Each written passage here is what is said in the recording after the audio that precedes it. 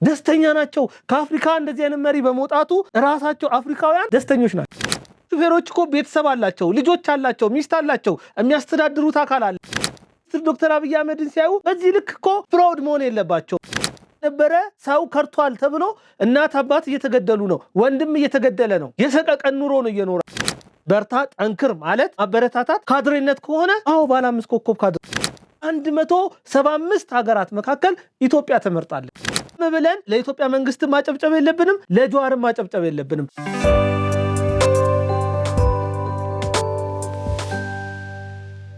ሰላም ጤና ይስጥልን ውድ አድማጭ ተመልካቾቻችን፣ የፖለቲካዊ ሂስ ፕሮግራማችን ነው። በዛሬው ዝግጅታችን ላይ አጫጭር ዜናዎችንና ጀዋር መሐመድ፣ መሳይ መኮንን፣ ፋሲሌን ያለም፣ አንዳርጋቸው ጽጌ፣ ልደቱ አያሌውን የመሳሰሉ ፖለቲከኞች ለኢትዮጵያ በማሰብ ሳይሆን ጠቅላይ ሚኒስትር ዶክተር አብይ አህመድን ለመዝለፍ ከነበራቸው ጽኑ ፍላጎት የተነሳ በጅቡቲና በጂ20 ሀገራት ላይ የተደረገውን ዲፕሎማሲያዊ አካሄድ የቁስመና ዲፕሎማሲ፣ የላጥላጥ ፖለቲካ እንዲሁም የሻይ ቡና ዲፕሎማሲ እያሉት ይገኛሉ። ይሄንን በተመለከተ የምላችሁ ነገር ይኖራል። እውነት እነዚህ ሰዎች እንዳሉት ያው ኢትዮጵያ እየተከተለችው ያለችው ዲፕሎማሲ አካሄድ የፎቶ ፖለቲካ ወይንስ እውነተኛ ነው የሚለውን ጉዳይንም በመረጃና በማስረጃ የምናየው ይሆናል። ከዚህ በተጨማሪ ግብጽና ኤርትራ ወደ ጦርነት ሊያመሩ የሚችሉበት ሁኔታ ተፈጥሯል። እሱ ምንድነው? እሱንም እነግራችኋለሁ። ይህንንም በደንብ አድርገን የምናየው ይሆናል። ግብጽ አዲስ ይዛ የተነሳችው ሐሳብ አለ። ይህ ሐሳብ ኢትዮጵያን ሙሉ ለሙሉ የማዳከምና ኢትዮጵያ ወዳ ሳይሆን በግድ ከአዲስ አበባ ተነስታ ግብጽ ድረስ መጥታ አስገዳጅ ውል ትፈርማለች የሚል ሐሳብ አንስተዋል። ይህስ ምንድነው የሚለውን ጉዳይ በደንብ ሰፋ አድርገን በመረጃና በማስረጃ የምናየው ይሆናል። በኤርትራ ውስጥ ደግሞ ከፍተኛ ውጥረት ተፈጥሯል። ይሄ ከምን የተነሳ ነው የሚለውንም በደንብ እናያለን። ኢሳያስ አፈወርቂ ስልጣን ሊለቅ እንደሆነም ተሰምቷል። ይህንንም በደንብ እናያለን ማለት ነው። እስከ ዝግጅታችን ፍጻሜ ድረስ አብራችሁን ሆኑ። ከአፍታ ቆይታ በኋላ ስንመለስ በቀጥታ ወደ አጫጭር ዜናዎች የምናልፍ ይሆናል። እስከዛው ሚዲያችንን ሰብስክራይብ፣ ዝግጅቱን ደግሞ ላይክ እና ሼር በማድረግ የማል ሚዲያ ቤተሰብ ይሁኑ። አብራችሁን ሁኑ። ከአፍታ ቆይታ በኋላ እመለሳለሁ።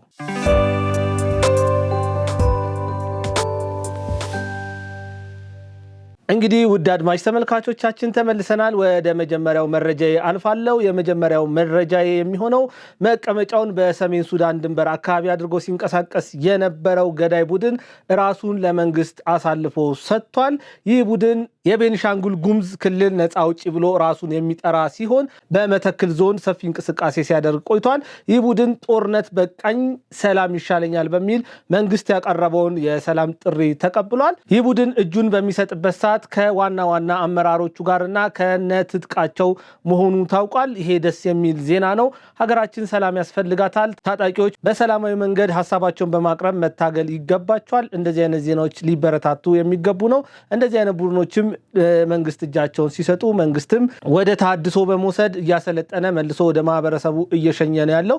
አንዳንዴ ወደ ማህበረሰቡ ከሸኛቸው በኋላ ተመልሰው እነዚህ ቡድኖች ደግሞ ድጋሜ ጫካ የሚገቡበትም አጋጣሚ አለና እዚህ ላይ አንዳንድ ስራዎች መሰራት ያለበት ብዬ አስባለሁ። ወደ ሁለተኛው መረጃ ሳልፍ ነገሮች ለኢሳያስ አፈወርቂ አስተዳደር እጅግ እየከፉ የመጡ ይመስላሉ። በስዊዘርላንድ መንግስት የወጣ አንድ መረጃ አለ። ከዚህ በፊት ኤርትራውያን በስዊዘርላንድ ፓስፖርት ለማግኘት ወይም የመኖሪያ ፍቃድ ለማግኘት ለኤርትራ ኤምባሲ የኢሳያስ አስተዳደርን በመተቸቴ ተጸጽቻለሁ የሚል ደብዳቤ እንዲያስገቡ ይጠበቅባቸው ነበር። አሁን ግን የስዊዘርላንድ ጠቅላይ ፍርድ ቤት ባወጣው መረጃ መሰረት ከዚህ በኋላ በስዊዘርላንድ የሚኖሩ የትኛውም ኤርትራውያን ስደተኞች ፓስፖርት ለማግኘት ወይም የመኖሪያ ፍቃድ ለማግኘት ለኤርትራ ኤምባሲ የጸጸት ፊርማ ማቅረብ አይጠበቅባቸውም፣ ግዴታም አይደለም በማለት ወስኗል። በዚህ ወደ ሶስተኛ መረጃ የማልፍ ይሆናል። የአማራ ህዝብ ባህልና እሴትን የማይወክል ለጆሮ የሚቀፍ ዜና ተሰምቷል። ይህ መረጃ ከወጣበት ሰዓት አንስቶ የተለያዩ ሰዎች የተለያየ ነገሮችን እያሉ ይገኛሉ። አንዳንዶች ነገሩን ሲያወግዙት፣ አንዳንዶች ደግሞ ድርጊቱን ትተው ድርጊቱን የፈጸመው ሰው ነፃ ለማድረግ እየሞከሩና እየተሯሯጡ ይገኛል። ይህ ትክክል አይደለም። ማንም ሰው የሆነ ሁሉ ሊያወግዘው የሚገባ ድርጊት ነው የተፈጸመው በኢትዮጵያ ምድር። እንዲህ አይነት አረመናዊ ድርጊቶች ሊወገዙ ይገባል። እንግዲህ አንድ ሰው የተለያየ አመለካከት፣ አስተሳሰብ፣ ባህል ሊኖረው ይችላል። በአስተሳሰቡ በባህሉ በእምነቱ የተነሳ ደግሞ እንዲህ አይነት ለጆሮ የሚቀፍ ድርጊቶች ሲፈጸሙበት ማየት ይሄ ነውር ነው። ኢትዮጵያዊ ባህልም አይደለም፣ ሊወገዝም ይገባል። ድርጊቱን ትቶ ድርጊቱን የፈጸመውን ሰው ነፃ ለማድረግ የሚካሄድበት አካሄድ ይሄ ያስተዛዝባል። በጣም ደስም የሚል አይደለም እጅ መቆረጥ፣ አይደለም ጆሮ መቆረጥ። አንድ ሰው በአመለካከቱ ምክንያት ጸጉሩ እንኳን ያለ ፍቃዱ ሊቆረጥበት አይገባም። ይሄ ጥሩ አይደለም፣ ይሄም ተገቢም አይደለም። ኢትዮጵያ ምድር ውስጥ እየሆነ ያለው ነገር ግን ይሄ ነው። አንድ ራሱን ፋኖ ነኝ ሲል የሚጠራ አካል ይሄንን ፈጽሟል። እንግዲህ ፋኖነት ድሮ የምናውቀው ለሀገር ዘብ መቆም፣ ለሀገር አርበኛ መሆን ነው።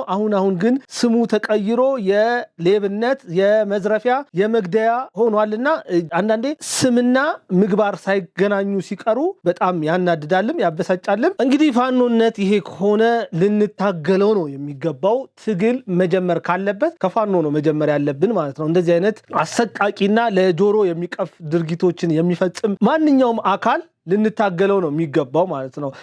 ልታገልለታለው በለ ጫካ የገባህለትን ማህበረሰብ የማይወክል ስራ እየሰራ አረመኔያዊ ድርጊትን እየፈጸምክ ማህበረሰቡ መንግስትን ሳይሆን አንተን ነው መታገል የሚገባው ማለት ነው። ይሄ ድርጊት የተፈጸመው በደቡብ ወሎ ዞን ወረኢሉ ወረዳ ውስጥ ሲሆን ራሱን ፋኖ ነኝ ሲል የሚጠራው ቡድን አባል የሆነ አንድ ግለሰብ ነው ይሄንን ድርጊት የፈጸመው። ይሄ ድርጊት የፈጸመው ደግሞ አንተ መንግስትን ትደግፋለህ በሚል እጁንና ጆሮውን ቆርጦታል። ይሄ ሰው በመንግስት ቁጥጥር ስር ውሏል ተብሏል። ትግል እንደዚህ ሲሆን ይሰቀጥጣል። ከዚህ በፊት በኢትዮጵያ ብዙ ለጆሮ የሚሰቀጥጡ ድርጊቶች ሲፈጸሙ የአማራ ፋኖ ነኝ ብሎ ራሱን የሚጠራው አካል ይህንን ድርጊት እኛ አንፈጽምም፣ እንደዚህ አይነት ድርጊቶችን የሚፈጽመው ሸኔ ነው ሲል ነበር ማለት። ግን እያንዳንዱ ባለፉት ጊዜያቶች ያደረጋቸውን ነገሮች ስናይ አንድ ለማህበረሰቤ እታገላለሁ የሚል ቡድን ሊያደርግ የማይገባቸውን ነገሮች ሁሉ ሲያደርግ ቆይቷል። እያንዳንዷን ነገር ማስታወስ እንችላለን። ትልልቅ አባቶችን በእንብርክክ ሲያስኬዱ ነበረ። ካህናቶችን ልብሳቸውን አስወልቆ ሲገርፏቸው ነበረ። ትምህርት ቤቶችን ሲያቃጥሉ ነበረ። ተማሪዎችን ሲገሉ ነበረ። መምህራኖችን ሲረሽኑ ነበረ።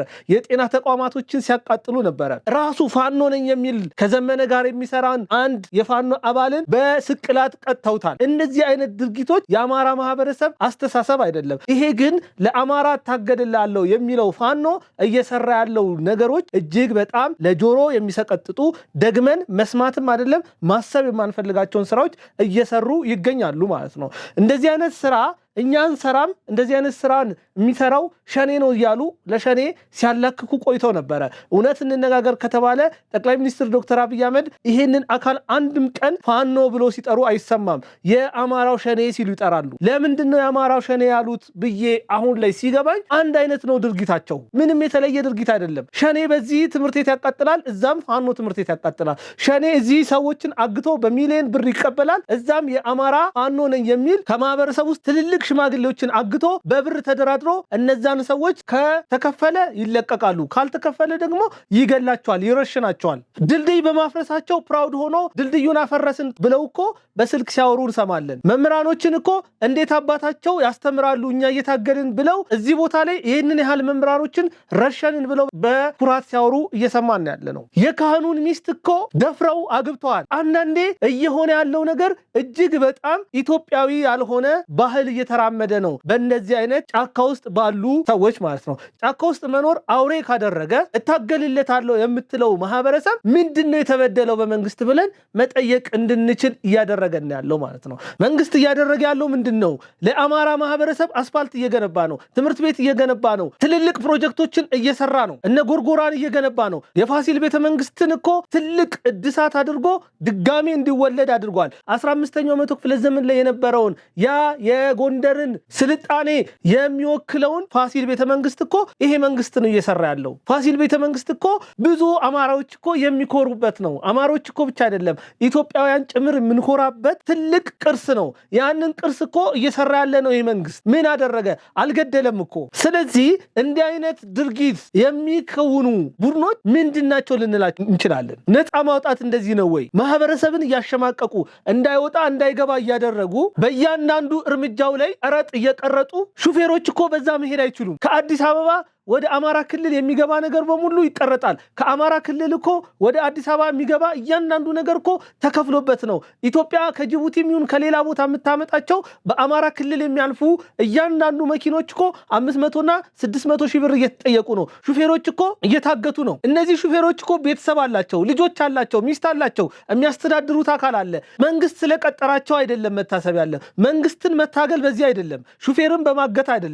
አህያውን ፈርቶ ዳውላውን አይነት ነገር መከተል የለብንም። መንግስትን ስላልቻልን በመንግስት ውስጥ የሚሰሩ አካላትን እየገደሉ እያሰቃዩ መውጣት መግባት እንዳይችሉ እያደረጉ ትግል የለም። አንዳንዴ በአማራ ክልል እየሆኑ ያሉ ነገሮች በሙሉ አማራው ከሌላው ማህበረሰብ ጋር እንዳይኖር እየተደረገ ሁሉ ነው ያለው ማለት ነው። አማራውን እየፈራ ነው ያለው። ስለዚህ ይሄ አይነት ድርጊት የአውሬነት ነው። ይሄ አይነት ድርጊት ከሰው ይወጣል፣ ሰውኛ አይደለም። ትግልም ልክ አለው፣ ብዙ ትክክለኛ መንገዶች አሉት። ያንን መንገድ ተከትሎ መንግስትን መታገል ይቻላል። እየተካሄደበት ያለው አካሄድ አይደለም ትልቁን የአማራ ማህበረሰብ እዛው ፋኖ ውስጥ ያሉ በስህተት የገቡ አባላቶቹን እንኳን ነፃ የሚያወጣ አይደለም። አሁን ተጠምደዋል፣ መውጣት እንኳን አይችሉም። እያየን እኮ ነው። አንድ ወጣት ፋኖ የነበረ ከፋኖነት ከርቶ አዲስ አበባ ከመጣ እዛ ያለው ቤተሰቡ መኖር አይችልም፣ እየተገደለ ነው። ፋኖ የነበረ ሰው ከርቷል ተብሎ እናት አባት እየተገደሉ ነው፣ ወንድም እየተገደለ ነው። የሰቀቀን ኑሮ ነው እየኖራሉ። ከአማራ ክልል ወደ አዲስ አበባ ክልል መምጣት አልቻልም ተብሎ እኮ ነው ወደ ትግል የተገባው።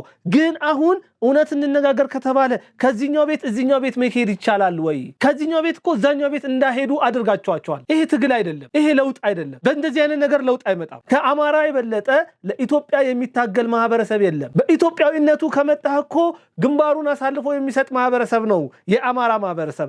ዛሬ ግን ፋኖ በጫካ ቁጭ ብሎ የግብፅን ተልኮ እያስፈጸመ ነው። ግብፅ ደግሞ ኢትዮጵያ የምትባል ሀገር እንድትኖር አትፈልግም። ይህንን እያደረገ ያለ አካል በራሱ በአማራ ህዝብ ላይ የዚህን ያክል ጨክኖ እጅ ሲቆርጥ ጆሮ ሲቆርጥ ይሰቀጥጣል። መንግስትን መደገፍ ኃጢአት የሆነበት ሰው በአስተሳሰቡ በአመለካከቱ የሚገደል ከሆነ እናንተ ወደ ስልጣን ብትመጡ ምን ሊኮን ነው ማለት ነው? እውነት ብዙ መከራዎችና ብዙ ስቃዮች አሉ፣ ለዛ ነው እየታገልን ያለ ነው የምትሉ ሰዎች እንዴት እንደዚህ አይነት ስራ ትሰራላችሁ? እንዴት ማህበረሰቡ እናንተን ሊያምናችሁ ይችላል? በማህበረሰቡ ለመታመን እኮ የሚያሳምን ስራ መስራት መቻል አለባችሁ። ህዝቡ እኮ እናንተ ላይ እምነት እንዲያሳድር ማድረግ መቻል አለባችሁ። ግን ያንን አይደለም እያደረጋችሁ ያላችሁት። ይሄ ትክክለኛ አካሄድ አይደለም፣ በየትኛውም አካል ይፈጸም። ትናንትና ሰው ተዘግዝቆ ተገደለ ሲባል ዛሬ ፋኖን የሚመሩ አካል በሙሉ በጣም ሲያወግዙ ነበረ። ዛሬ ግን እነሱ ራሳቸው ያንን ተለማምደዋል። ሰው ሰቅለው ገደሉ። ውሸት አይደለም የምነግራችሁ። የራሳቸውን የፋኖ አባል ነው የሰቀሉት። ባለም ላይ የሰሩትን ነገር እያየን ነው። ከገደሏት በኋላ ራሳቸው ጡቷ ተቆረጠ፣ ንቅሳቷ አማራ የሚል ስላለ ቆዳዋ ተገፈፈ አሉ። ይህንን ሁሉ እኮ ድራማ የሰሩት እነሱ ናቸው። በዚህን ያክል በራስ ወገን ላይ በራስ የሚደግፈን አካል ላይ የዚህን ያክል ጭካኔ ካሳየን ከባድ ነው የሚሆነው። ይሄ እኮ ህዝብ ደጀን ሆኖ እየመገባችሁ ያለ ህዝብ ነው። ባይፈልግ እንኳን ሰርቃችሁ የምትበሉት ከዚሁ ነው። በሬውን የምትነዱበት ከዚሁ ማህበረሰብ ነው። የዚሁን ማህበረሰብ እኮ ሴት ልጆች ናቸው ወስዳችሁ እየደፈራችሁ ያላችሁት። ይሄው ማህበረሰብ ነው አርሶ ከእርሻው ላይ ቀንሳችሁ እየወሰዳችሁ ያላችሁ፣ ግብር እንዲከፍል እያደረጋችሁ ያላችሁ። ስለዚህ በጣም ለጆሮ የሚቀፍ ነውና ባይደገም እንደዚህ አይነት ነገር ትግልም የለም። የአማራ ማህበረሰብም ይህንን ሊታገል ይገባል። እንደዚህ አይነት ታጋዮችን ከክልሉ እንዲወጡ ማድረግ መቻል አለበት። አሳልፎ ለመንግስት መስጠት መቻል አለበት። እነዚህ በክልል ውስጥ በቆዩ ቁጥር ሌላ ችግር ነው ይዘው የሚመጡት። የእውነት የአማራን ጥያቄ ለመመለስ አይደለም ጫካ የገቡት ማለት ነው። እንግዲህ በዚህ ወደ አራተኛው መረጃ ነው የማልፈው። በኢትዮጵያ ምድር በቀጥታ በኢሳያስ አፈወርቂ የሚመሩ አፋኝ ቡድኖች መሰማራታቸው ታውቋል። እነዚህ ቡድኖች ስሊፐር ሰላዮች ተብለው የሚጠሩ ሲሆን ባለፉት 2 ዓመታት በኢትዮጵያ በተለይም በትግራይና በአዲስ አበባ ውስጥ የተሰማሩ መሆናቸው ተሰምቷል። እነዚህ ስሊፐር ሰላዮች በቀጥታ የሚመሩት በፕሬዝዳንት ኢሳያስ አፈወርቂ ሲሆን አብዛኛው በኢትዮጵያ ውስጥ በትራንስፖርት አገልግሎት በመስጠት ላይ ነው የተሰማሩት። ሹፌሮች ናቸው። የራይድ ሹፌር ሊሆን ይችላል፣ የታክሲ ሹፌር ሊሆን ይችላል። በሹፍርና ውስጥ ነው እየሰሩ ያሉት። ዋነኛው ዓላማቸው ምንድነው? ማህበረሰቡ ላይ ቴንሽን መልቀቅ ነው። ማህበረሰቡን ማገት ነው፣ መግደል ነው፣ ማሰቃየት ነው። እንደዚህ አይነት ሐሳቦችን ይዘው ነው የተነሱት። እነዚህ ሰላዮች ላለፉት 2 ዓመታት በአዲስ አበባ ውስጥ ቆይተው የነበረ ቢሆንም ወደ ድርጊት ከመግባታቸው በፊት በኢትዮጵያ የደህንነት ቢሮ መያዛቸው ተሰምቷል። አብዛኞቹ ሴቶች ናቸው። ሴትነቴ ለሀገሬ በሚል መሪ ቃል ነው እነዚህ ሰላዮች ተመልምለው የኤርትራን ስራ በኢትዮጵያ ለመስራት የመጡት ማለት ነው። በቀጥታ በኢሳያስ አፈወርቂ ነው የተመለመሉት ማለት ነው። የኢትዮጵያ መንግስት በደህንነት መስሪያ ቤቱ በኩል ከፍተኛ ክትትል አድርጎ እነዚህን አካላቶች ይዟል። ሰሞኑን ከዚህ ቡድን አባል የሆነች አንድ ሴት የኢትዮጵያ መንግስትን ስትተች ነበረ። ይቺ ሴት የራይድ ሹፌር ሆና እየሰራች ነበረ። የኢሳያስ አፈወርቂ ስሊፐር ሰላይ ናት ማለት ነው። ይቺ ሴት እንግዲህ በኢትዮጵያ መንግስትም ተይዛለች ማለት ነው። ኢሳያስ አፈወርቂ ይህንን ድርጊት ማድረግ የጀመረው አሁን አይደለም። በደርግ ዘመነ መንግስትም እንደዚህ ያደርግ ነበረ። ሴቶችን እንደ ሰላይ አድርጎ ወደ ኢትዮጵያ ይልካቸው ነበረ። እነዛ ሴቶች ከደርግ ባለስልጣናትና ከደርግ አመራሮች ጋር እንዲገናኙ በመሆን ሴትነታቸውን ተጠቅመው የስለላ ስራ ይሰሩ ነበረ ለኢሳያስ አፈወርቂ። ያንን ስራ ከአመታት በኋላ ወደ አዲስ አበባ አምጥቶ ለመስራት የሞከረ ይገኛል። ይሄ ቡድን እንግዲህ የኢሳያስ አፈወርቂ ቡድን በኢትዮጵያ ሸኔን፣ ህዋትና ፋኖን አደራጅቶ እየወሰደ ያለው እርምጃ አልበቃ ስላለው፣ አላስደስ ስላለው እንደዚህ አይነት ስራዎችን እየሰራ ይገኛል። የኢትዮጵያ መንግስትም ይህንን ነገር ስለነቃ በእነዚህ ሰላዮች ላይ ከፍተኛ አሰሳ በማድረግ አብዛኞቹን በቁጥጥር ስር ማዋል ችሏል ማለት ነው። ይሄ አራተኛው መረጃ ነው። እንግዲህ አምስተኛውና የመጨረሻው የዛሬ መረጃ የሚሆነው በኤርትራ ምድር ከፍተኛ ተቃውሞ የተነሳበት ኢሳያስ አፈወርቂን ይመለከታል። ከኤርትራ እየወጡ ባሉ መረጃዎች መሰረት ኢሳያስ አፈወርቂ ስልጣን ሊለቅ መሆኑ ተሰምቷል።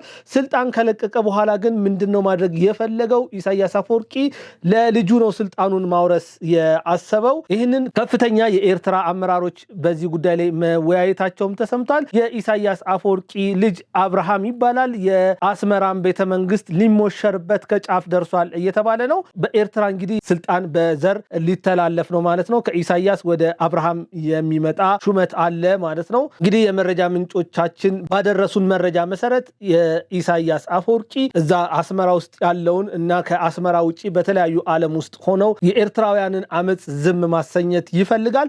ለዛ ደግሞ ልጁን በቦታው በመተካት ወጣት አስተዳደር ወደፊት መጥቷል የሚል አይነት ትወና ለመተወን እየተዘጋጀ ነው የሚል መረጃዎች ወጥተዋል ማለት ነው። ሜሪትስ ፕሮፐርቲ ቀድመው ለሚመጡ የ30% ቅናሽ ያገኛሉ ይሎታል። ቤተ መንግስት አቅራቢያ አራዳ ፓርክና ፍሬንድሺፕ ፓርክ ከፊትና ከኋላ ያደመቀው አፓርትመንቶቻችን ባለ አንድ መኝታ ሙሉ በሙሉ ሽያጭ ማጠናቀቃችንን እየገለጽን ባለ ሁለትና ባለ 3 መኝታ በካሽ ለሚከፍሉ 30% ቅናሽ የተደረገባቸውን አፓርትመንቶች እንሆ ብለናል። ባለ 2 መኝታ በ5.9 ሚሊዮን ብር ጠቅላላ ክፍያ፣ ባለ 3 መኝታ በ8 ሚሊዮን ብር አጠቃላይ ክፍያ። የማለት ቀድመው ለሚመጡ በካሬ 90 ሺህ ብር የነበረውን በ63 ሺህ ብር ብቻ እየሸጥን እንገኛለን። በዚህ መንደር መዋኛ ገንዳ፣ ጂምናዚየም፣ ደረጃውን የጠበቀ ሰፋፊ ሊፍቶች፣ ምቹና በቂ መኪና ማቆሚያ ቦታዎች፣ ዘመናዊ የደረቅ ቆሻሻ ማስወገጃና አውቶማቲክ ጄኔሬተር የተገጠመላቸው እንዲሁም የከርሰ ምድር ውሃና ለተለያዩ አገልግሎቶች የሚውል ሰገነትም በአንድ አካቷል። ለበለጠ መረጃ ከታች ባለው ስልክ ይደውሉ።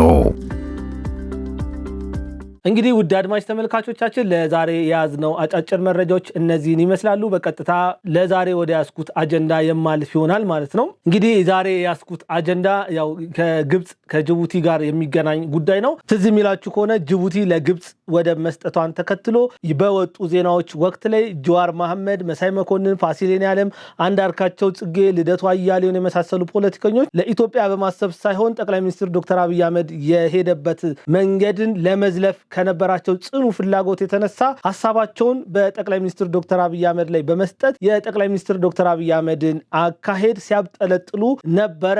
ለምሳሌ ጀዋር መሐመድን ብንመለከት በፌስቡክ ገጹ ላይ ቃል በቃል እንዲህ ነበር ያለው። አብይ ያመጣብን የዲፕሎማሲ ኩስመና ግብጽ ዋና በራችን በሆነችው ጅቡቲ አዲስ ወደብና የሎጂስቲክ ማዕከል እንድትገነባ እድል የሰጠ ሆኗል። እንደ ሀገር የደረስንበትን የዲፕሎማሲ ውድቀት የሚገልጹ ቃላቶች እንኳን ማግኘት አይቻልም ሲል ጀዋር መሐመድ በፌስቡክ ገጹ ላይ ለጥፎ ነበረ።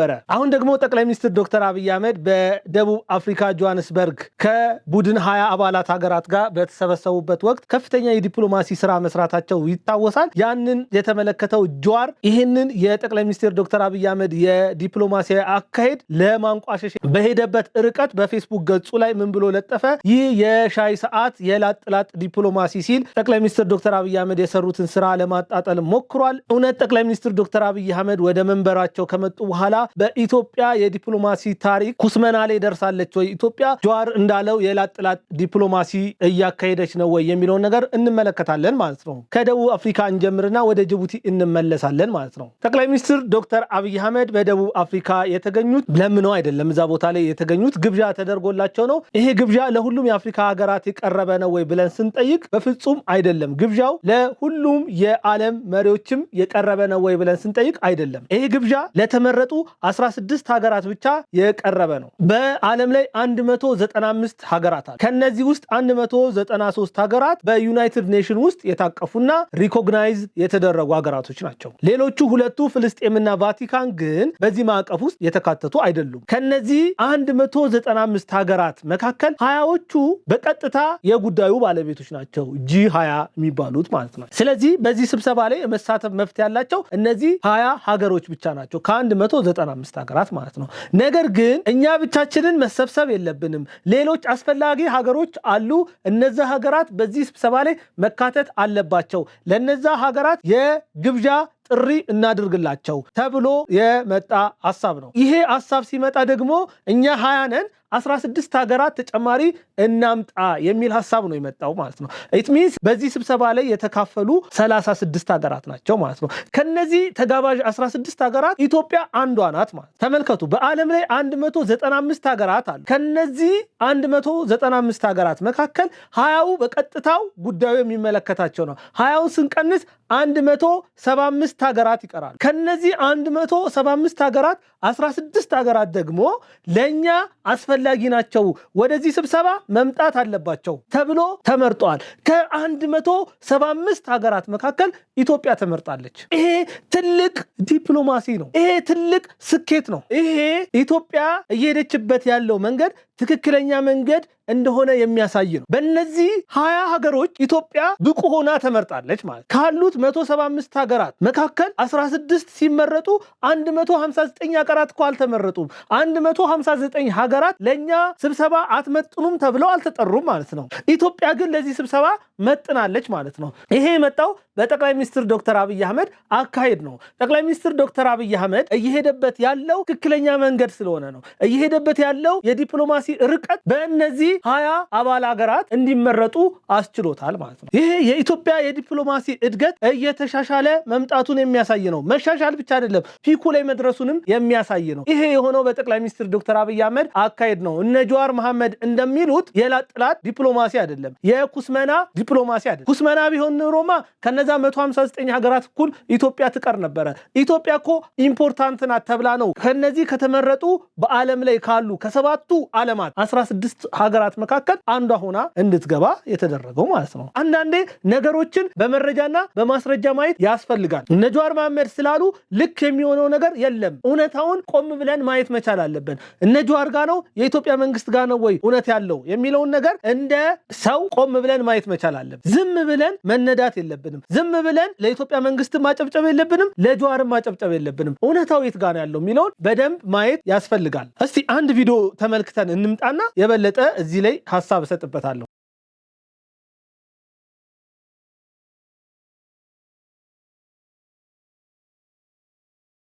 እንዳያችሁት ነው የዓለም መሪዎች ጠቅላይ ሚኒስትር ዶክተር አብይ አህመድን ሲያዩት ሰው ሳይሆን መልአክ ያዩ እስኪመስላቸው ድረስ ከፍተኛ የደስታ ስሜት በውስጣቸው ሲመላለስ እያየን ነው። እነዚህ መሪዎች እኮ የዓለም ትልልቅ መሪዎች ናቸው። ጠቅላይ ሚኒስትር ዶክተር አብይ አህመድን ሲያዩ በዚህ ልክ እኮ ፕራውድ መሆን የለባቸውም። የተለየ ሰው እንዳዩ መሆን መቻል አልነበረባቸውም። ግን ለምን እንደዛ የሆኑ ብለን መጠየቅ መቻል አለብን። ጠቅላይ ሚኒስትር ዶክተር አብይ አህመድ እኮ የአንዲት ደሃ ሀገር መሪ ነው። እነዚህ ሰዎች ግን የአንዲት ደሃ ሀገር መሪ ያዩ አይመስልም። በዛን ያክል ደረጃ ለጠቅላይ ሚኒስትር ዶክተር አብይ አህመድ ፈገግ ብለው እጃቸውን ዘርግተው ሲቀበሉት ማለት ነው። ለምን በዚህ ያክል ሐሴት የሚያደርጉ መሰላችሁ? ራሳችሁን መጠየቅ መቻል አለባችሁ። ጠቅላይ ሚኒስትር ዶክተር አብይ አህመድ ልብ ውስጥ የመለወጥ ሐሳብ እንዳለ ያውቃሉ። ጠቅላይ ሚኒስትር ዶክተር አብይ አህመድ ከፍተኛ ስራ እየሰራ እንደሆነ ይረዳሉ። በአፍሪካ ምድር እንደዚህ አይነት ስራ የሚሰራ ፕራይም ሚኒስትር ኖሮ አያውቅም። ጥቂቶች ናቸው የነበሩት። እነዛም በመንበራቸው ላይ መቆየት አልቻሉም። እያየን እኮ ነው። እነ ፖል ቢያ 92 ዓመታቸው ነው። ካሜሮን ከድህነት አልወጣችም። በ92 ዓመቱ ከስልጣን አለቅም ብሎ ድጋሜ ለምርጫ ውድድር ተወዳድሮ ምርጫውን አሸንፊያለሁ ብሎ 100 ዓመት ሲሞላው ድረስ ሊመራ የተዘጋጀ መሪ ነው። ኢሳያስ አፈወርቂን እኮ ማየት እንችላለን። አሁን ቤት መግዛት ተችሏል። አዲሱ ፕላቲኒየም ብሎካችን ላይ 35% እውነተኛ ቅናሽ ለ15 ውድ የማል ሚዲያ ቤተሰቦች እንዲሁም አንድ ቤት ሲገዙ አንድ ቤት በነፃ የሚያገኙበት እድልም ተመቻችተዋል። 60% ከወለድ ነፃ የባንክ ብድር በረጅም ዓመት የክፍያ አማራጭ ፓናሮሚክ ቪው ማለትም በአራቱም አቅጣጫ ማራኪ የተፈጥሮና የከተማ እይታ፣ ለእያንዳንዱ ቤቶች ፕራይቬት ሊፍት የተገጠመላቸው የልጆች መጫወቻና የስፖርት ማዘውተሪያ፣ የመዋኛ ገንዳ፣ ጂምናዚየምና ቤተ መጻሕፍት፣ ፓርኪንግና የኤሌክትሪክ ቻርጅ መሙያን ጨምሮ ሌሎች ሁሉን አቀፍ መዝናኛዎችን በነፃ በመዲናችን አዲስ አበባ በነፋሻማዋ ለቡ መብራት እጅግ ማራኪና ቅንጡ በሆነው የመኖሪያ መንደራችን ውስጥ በ5% ቅድመ ክፍያ ብቻ የቤት ባለቤት ይሁኑ። ለበለጠ መረጃ በ0907888883 ወይም በ0944419190 ይደውሉ። ኢሳያስ አፈወርቂን እኮ ማየት እንችላለን። የሚመራትን ሀገር እኮ በእድሜ ይበልጣታል። ኤርትራ ከተመሰረተች 34 ዓመት ነው። እሱ 79 ዓመቱ ነው። በ45 ዓመት የሚበልጣትን ሀገር ዛሬም ድረስ 79 ዓመቱ ላይ ሆኖ ስልጣንን ሙጥኝ ብሎ እየኖረ ያለ ነው። ግን ላለፉት 34 ዓመታት ኤርትራ ምንም የተቀየረች ነገር የለም። ብዙ አፍሪካውያን ታሪካቸው ይሄ ነው። ጠቅላይ ሚኒስትር ዶክተር አብይ አህመድ ግን ወደ መንበሩ ከመጣ ገና 7 ዓመቱ ነው። በ7 ዓመት ውስጥ ምን አይነት ትልልቅ ስራዎችን እንደሰራ ሁላችንም ውስጣችን በደንብ ያውቃል። አፋችን መናገር ስለማይፈልግ ነው። ትልቁ ችግር ማድነቅ አንወድም። ካደነቅን ካድሬ የሆንን ይመስለናል። ጥሩ ሰርቷል ብሎ ከተናገርን የመንግስት አጨብጫቢ ነው ተብለን የምንሰደብ ይመስለናል። ለአጨብጭብ ለሰራ ማሞግስ ምንድነው ችግሩ? ስህተት እኮ አይደለም። ጎበዝ፣ በርታ፣ ጠንክር ማለት ማበረታታት ካድሬነት ከሆነ አዎ ባለ 5 ኮከብ ካድሬ ነኝ። ምንም ነገር የተደረገልኝ ነገር የለም። ምንም ተደርጎልኝም አይደለም እያወራሁ ያለሁት። እውነቱን ነው እየተናገርኩ ያለሁት። ብልጽግና በእንደዚህ አይነት ጉዳይ ላይ 5 ሳንቲም የሚከፍለው ነገር የለም። ይህንን በደንብ አውቃለሁ። ግን ስራዎቹ ራሱ ይናገራሉ የብልጽግና ማለት ነው። እኛ ማመን ከበደን እንጂ የዓለም መንግስታት በደንብ ስራውን አይተው በዚህ ቦታ ላይ እንዲገኝ ፈቅደዋል። መፍቀድ ብቻ አይደለም፣ ሲያዩት መልአክ ያዩ እስኪመስላቸው ድረስ በጣም በመገረም ውስጥ ሆነው በመደነቅ ውስጥ ሆነው እሱን ለማቀፍ በጣም ጓጉተው ነው እያየን ያለ ነው በዚህ ቪዲዮ ላይ። ሌላ ነገር አይደለም እያየን ያለ ነው። ለምን ይሄ ሆነ ብለን መጠየቅ መቻል አለብን። ጠቅላይ ሚኒስትር ዶክተር አብይ አህመድ ቆራጥ መንፈስ አለው። ይህንን ያውቃሉ፣ ይገረማሉ። ለዚህ ነው ለጠቅላይ ሚኒስትር ዶክተር አብይ አህመድ የተለየ ክብር የሚሰጡት። አፍሪካ ለዘመናት እንዲህ አይነት መሪ ኖሯት አያውቅም። ይደነቃሉ እነሱ ራሳቸው። እንዴት ከአፍሪካ እንደዚህ አይነት መሪ ወጣ ብለው ያስባሉ። ራሳቸው እኮ አፍሪካውያን እኮ በጠቅላይ ሚኒስትር ዶክተር አብይ አህመድ ይገረማሉ፣ ደስተኛ ናቸው። ከአፍሪካ እንደዚህ አይነት መሪ በመውጣቱ ራሳቸው አፍሪካውያን ደስተኞች ናቸው። ሲሪል ራማፎሳ እኮ ይሄንን ነገር በጣም በተደጋጋሚ ተናግረውታል። ዊሊያም ሩቶ እኮ ይሄንን በጣም በተደጋጋሚ ተናግረውታል። ኢቭን አልሲሲ ጠቅላይ ሚኒስትር ዶክተር አብይ አህመድ ጀግና እንደሆነ ያውቃል፣ ግን አፉ አውጥቶ አይናገርም። ምክንያቱም በመሃላቸው ሰፊ የተቃርኖ ጉዳይ ስላለ ማለት ነው።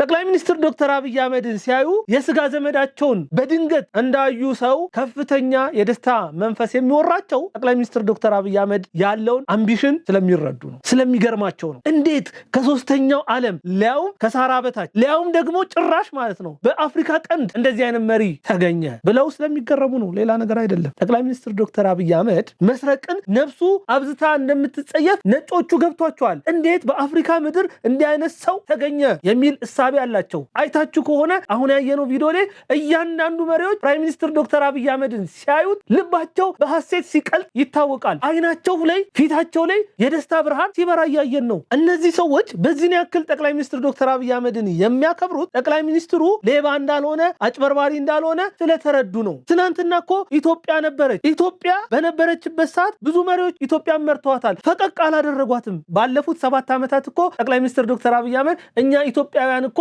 ውጭ ሀገር ሄደን የምናያቸውን የምንገረምባቸውን ከተሞች እዚህ ሰርቶልናል። ይህንን በደንብ ያውቃሉ፣ ያያሉ፣ ይረዳሉ። የሚመጣውን ገንዘብ አልሰረቀም፣ እያንዳንዱን ስራ ላይ ነው ያዋላል። አወዳነን ችግርተኞች ነን፣ ራብተኞች ነን፣ ይሄ ይታወቃል። የሚመጣውን ገንዘብ ግን የሚሰርቅ መሪ እንዳልሆነ በደንብ ስለሚረዱ፣ ነጮች ደግሞ የሚሰራን ማድነቅ ስለሚወዱ ያደንቃሉ። እኛ የሚሰራን ማንቋሸሽና መሳደብና ከብዙ ነጭ ውስጥ የሆነች ጥቁር ነገር ፈልገን በዛች ነገር መሳደብ ስለምንወድ እንጂ ፕራይም ሚኒስትር ዶክተር አብይ አህመድ ለእኛ ለኢትዮጵያውያን ጊፍት ነው፣ ስጦታ ነው። አልተጠቀምንበትም፣ አልገባንም። ለዚህ ነው እነዚያ ነጮች ጠቅላይ ሚኒስትር ዶክተር አብይ አህመድን ሲያዩት የተለየ አካል እንዳየ ሰው በዛን ያክል ፌሽታ ውስጥ የሚገቡት ማለት ነው። እንግዲህ ውድ አድማጭ ተመልካቾቻችን ለዛሬ የነበረኝ ፕሮግራም ይሄንን ይመስላል።